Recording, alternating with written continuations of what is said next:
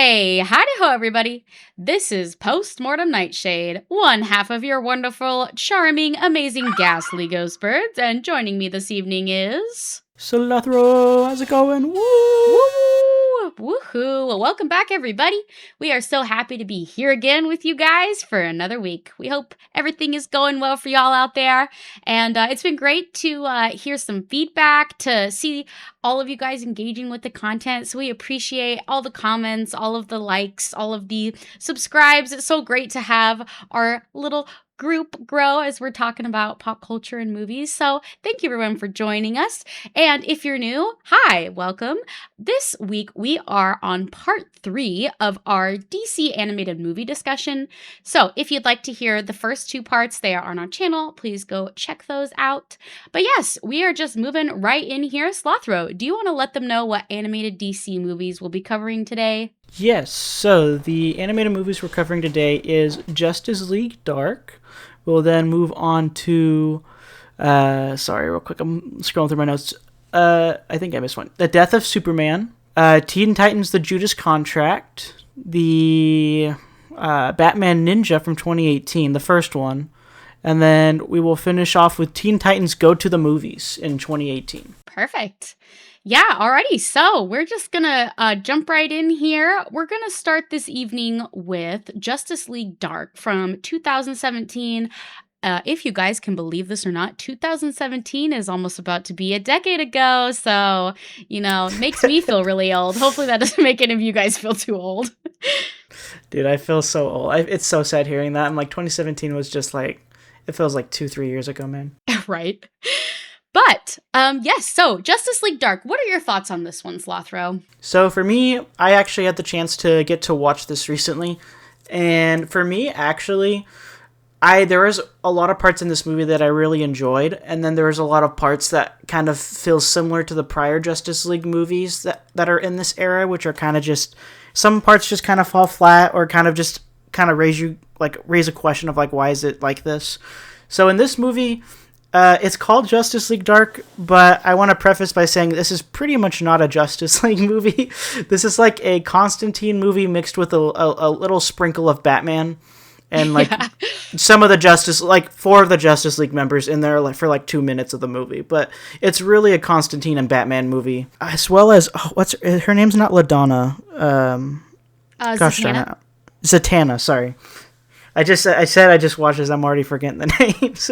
But this movie deals a lot with the supernatural side of things, which you see sometimes in the DC universe, but it doesn't always get as much of a shining as it does in this movie. I personally, there were some things in this movie I really enjoyed. I actually really liked Constantine and Zatanna. I think they both did a phenomenal job. Like, in the DC context of things, you don't normally see, especially Constantine, you don't see him a whole lot. And Zatanna you see in some properties, but not a whole lot. She kind of just makes a pop in and pop out. But I think she does a really good job in this movie, at least in terms of like her acting. I think she's a really cool character, very unique. Gives me a lot of the Phoenix vibes from the X-Men TV show that released recently. I do wish she had a little bit more depth to her character, but other than that, I think she was really cool. I very much think that the villain of this, for me, was probably the weakest part of this whole film, if I'm being honest. A lot of this just felt like a walking simulator movie, which, if it's done right, can be good, but in the context of this, especially being quote-unquote a Justice League movie, it doesn't really hit that bar for me. But there were definitely some parts I enjoyed with the story bits. If you basically think of like Scarecrow Toxin from like the Dark Knight trilogy, the live action, mixed with like a more like a paranormal kind of vibe, that's kind of what you get in this movie. And so for some of the things that they try differently, I think they do a good job. But I would not be going into this movie if you are trying to see Justice League. This is not a Justice League movie, but... Yeah, I agree with Slothro there. I think that it is very important to set your expectations in the right realm for this film. I actually agree with most of what Slothro said about this movie, so we're definitely on the same page. I do think that Zatanna could have used a little bit more depth. I think she is a great character from the comics, and I actually was first introduced to her in Young Justice. They actually wrote her into that TV show, and I think that was a lot of people's first introduction to her. She's really great there. This is obviously the aged up version of her, so she's a really great character. That's I think why I wish I had kind of got to see a little more from her. She just kind of felt like a prop to Constantine. And Slothro's right. The villain in this is very much giving Marvel in the forgettableness, he's just not very strong. There's not a lot of depth to him. He's just the big bad of the week. It kind of feels like, which is kind of a bummer, but it wasn't like devastating or terrible in my opinion. It was just not that great. I also think that Etrigan is the demon character that we're introduced to in this run of the DC timeline. He is obviously a demon from hell who likes to rhyme, if you're not familiar with his character. I think he gets some of the coolest fight scenes in some of these animated DC movies, and that's definitely true of this film. I really enjoyed the fights that he has. The soundtrack actually stood out to me. The score was really great. I enjoyed it. It seemed more unique than a lot of the other animated DC movies in this run of films.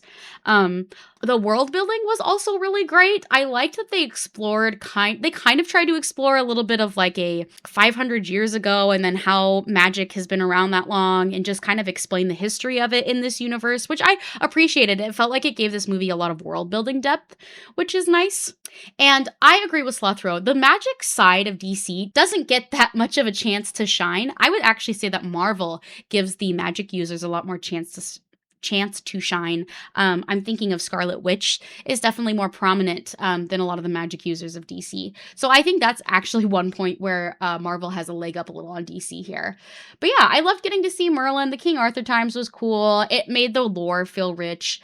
And honestly, I do like that they tried to add Batman in here, although Buddy literally just stands in the back and says, and gives like the deadpan reaction like Jim from The Office to so many things happening, and it just felt a little like a disservice to Batman. But besides that, this is a cool movie. The name is very apropos, Justice League Dark. The themes are very dark. The intro in particular is quite heavy.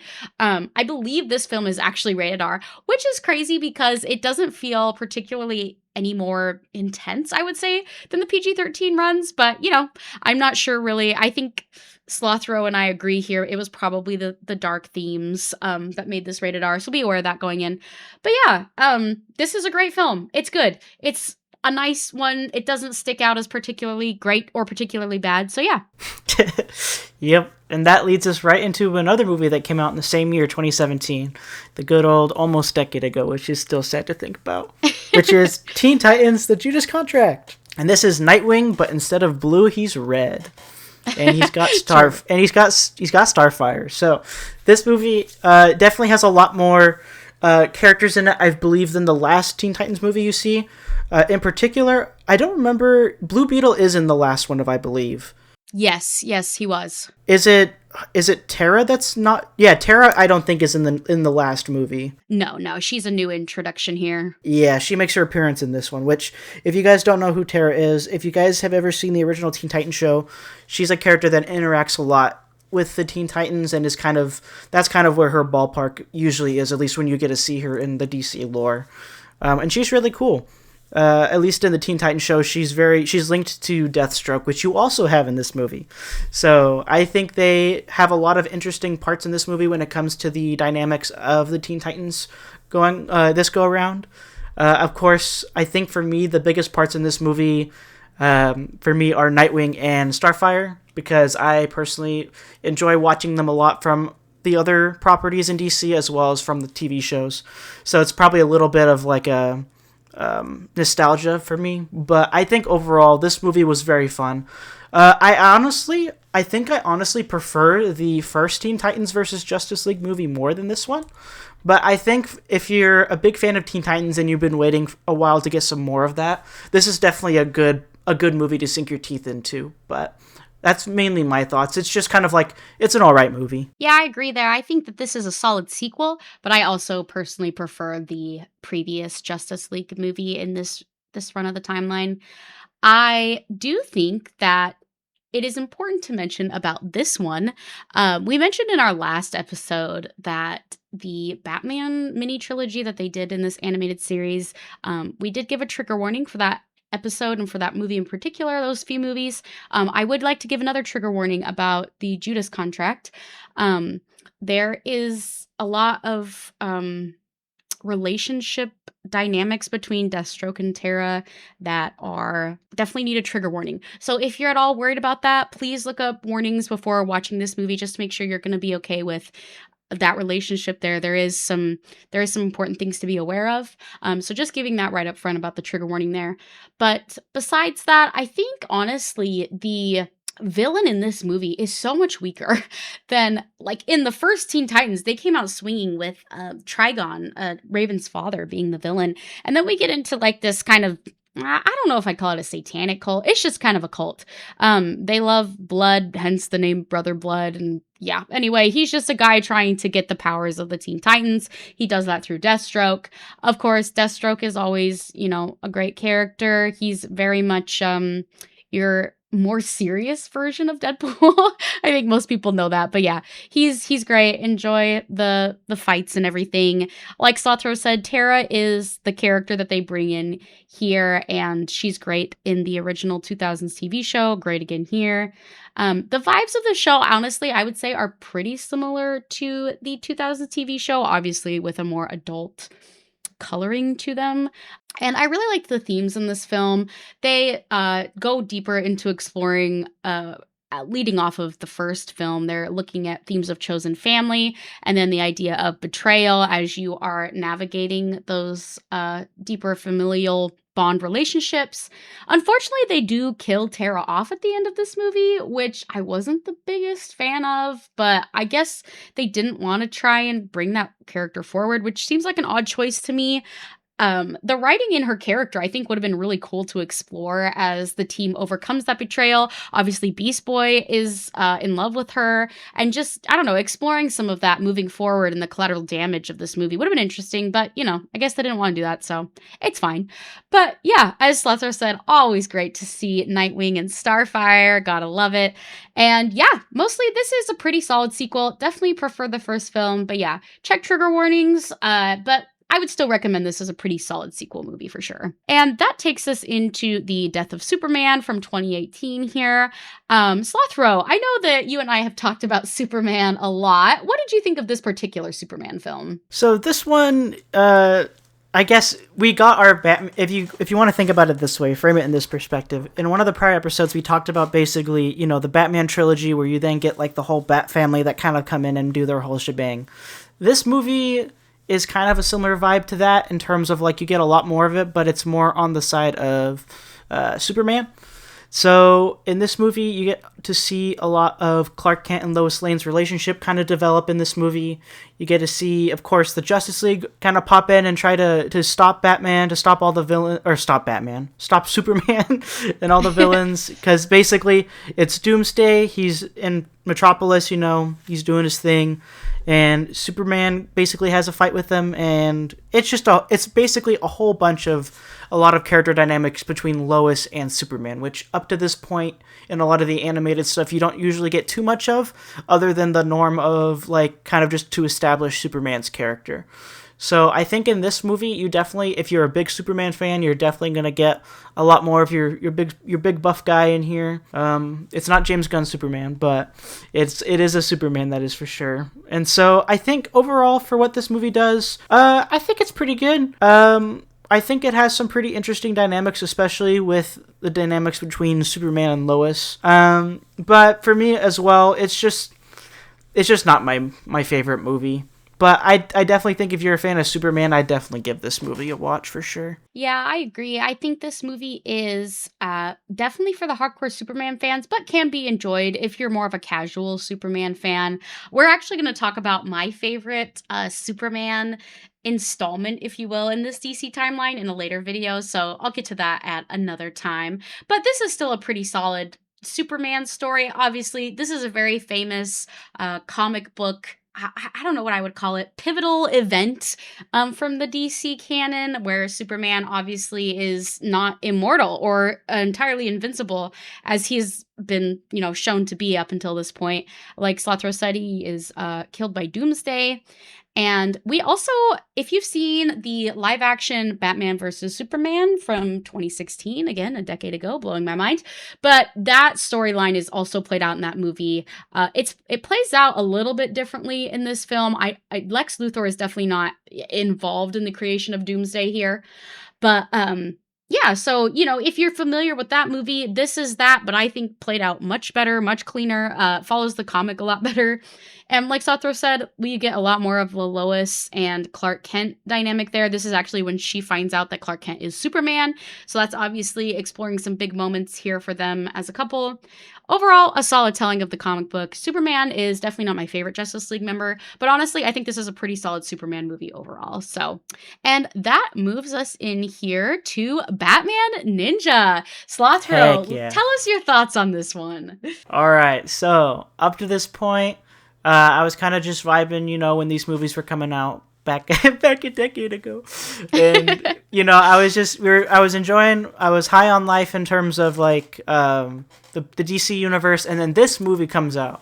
And at first, when I saw this movie, I was like, "This is a very interesting premise. I never would have ever linked ninjas and Batman together," which is kind of funny because that's kind of the vibe you get with Ra's al Ghul.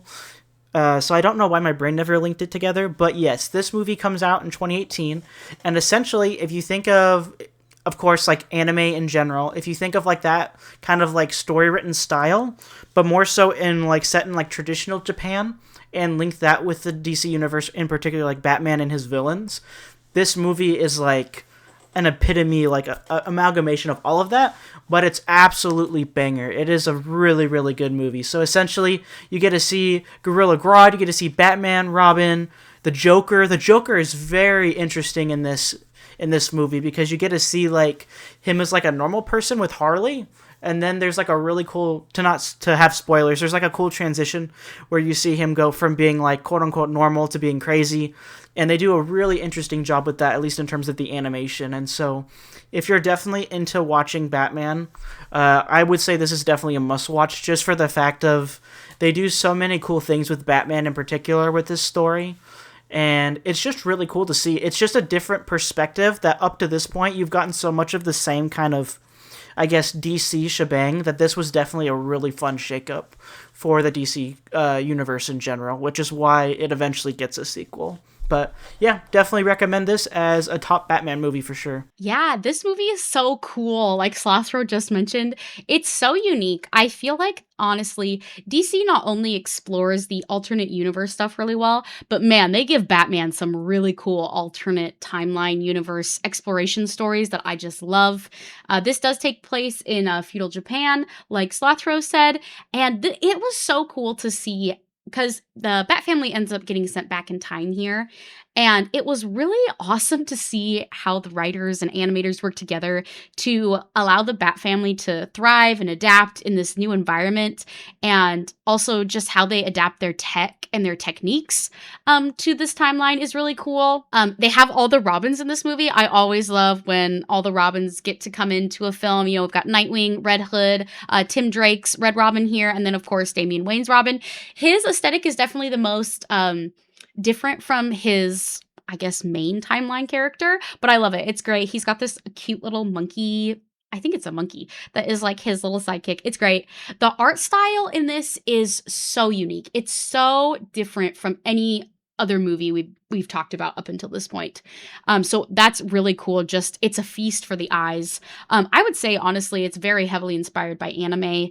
High attention to detail, and the world building is phenomenal. Each villain or like house faction that they have is so like thought out and detailed, and everything is so colorful. It's just great. I really enjoyed this movie. A definite must watch for any Batman fan, like Slothro said, for sure. Yeah, and even on its own, if you don't know much about Batman and you just want to watch like a fun movie, like definitely check this one out. It's even just for like a casual fan, like it definitely gives you all you need to enjoy it, at least for what it is. And it's actually not connected to any of the movies we've been talking about previously. It's pretty much a standalone film. Yeah, it's like almost they did like a side branch timeline of it that they do Yeah. with the second movie, and so yeah, definitely check it out. And in the same year, we go from Ninja Batman to Teen Titans Go to the movies, which is such a different direction. Which we had Teen Titans in the previous year, but Teen Titans Go is a whole different. It's like it's basically DC, but with a bunch of comedy. And so I think Teen Titans Go to the movies, honestly, going into it, I didn't know what to think, but after watching this movie, it is an absolute banger once again. Keeping it in mind, Teen Titans Go is usually more geared towards children, so it's definitely got that more of a younger audience in mind when you're watching this. But I definitely think, kind of like if anyone's seen like Adventure Time or The Amazing World of Gumball, they sneak in adult humor from time to time that's not really that bad, and it actually makes it really enjoyable for all audiences. So you get to see the dynamics between the Teen Titans from the classic TV show, and of course you get Deathstroke as the main antagonist in this movie. And overall, it's just a really fun watch. It's got a lot of really funny story beats with the Justice League and, of course, the Teen Titans. And I'm pretty sure for a long time there's a song that Robin sings in this movie that used to be a pretty mainstream meme for a while when he's conducting the orchestra.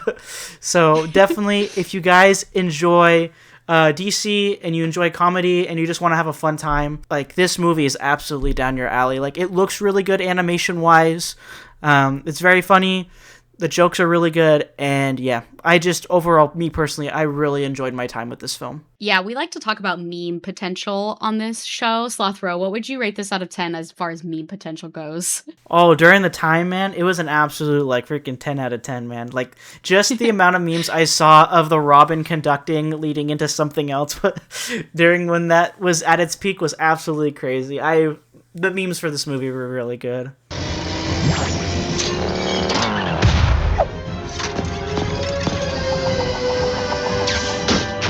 I'm Batman. Batman returns.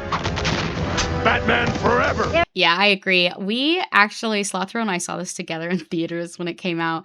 I know that there is a huge debate. A lot of people feel very passionately about the existence alone of Teen Titans Go. Obviously, this is a movie spinoff of the TV show. I believe it might not be running anymore, so fact check me in the comments on that.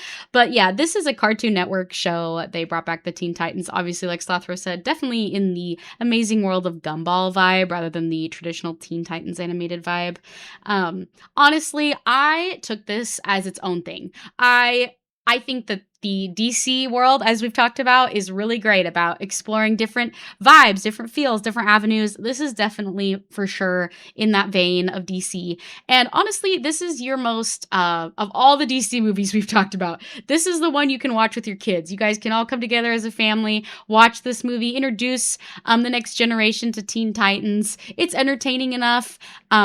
Like Slothro said, the animation is really fun. It's very silly and goofy. Nothing too serious, but it's still a fun watch. And honestly, I will warn the adults, it is quite loud and flashy. So if, if you're not in the headspace for that, maybe watch this with your kids when you can handle the, that loud, flashy nature that sometimes comes with modern day kids shows. But I have a great time with this film. I think it's fun. I think if you go in with the right expectations and the right headspace, you're going to have a good time with this one. So yeah, Teen Titans Go to the movies, an unexpected throw-in, but definitely one we wanted to talk about because we think it's fun. So please check it out. When you said modern throwback, it made me feel so sad because even saying it's modern, it's almost a decade ago still. So right. Very, very modern for us when it came out. And it's a little younger audiences would probably consider it a little older, but I definitely... It's just a good movie. Just go watch it. Yeah, for sure. We're sounding a little old here, but I think even the current generation of kids, the young kids, would enjoy this, even though it's an older film. But yeah, that wraps us up for this week's DC animated episode. And we really appreciate you guys joining us again this week, listening to us babble more about some of these DC animated movies.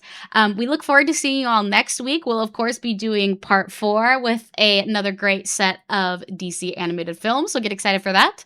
But as always, I'd like to plug my co-host Slothro here on the channel. Does some amazing video game content. If you haven't, there is a very popular video on his channel right now that is a Resident Evil edit that he put together himself. Please go check that out. It's a great video. Obviously, just in the last day or so, we got our next Slime Rancher 2 episode, and Haste, which is a recent video game that he reviewed on a demo video. He put out a long form on that, so check it out always, and be sure to follow along on the demo videos to see maybe what he'll do more long form on next. But yes, please go like, subscribe to his channel, and we really appreciate chatting with y'all this week. Yeah, and of course, I'd love to plug my co-host Postmortem.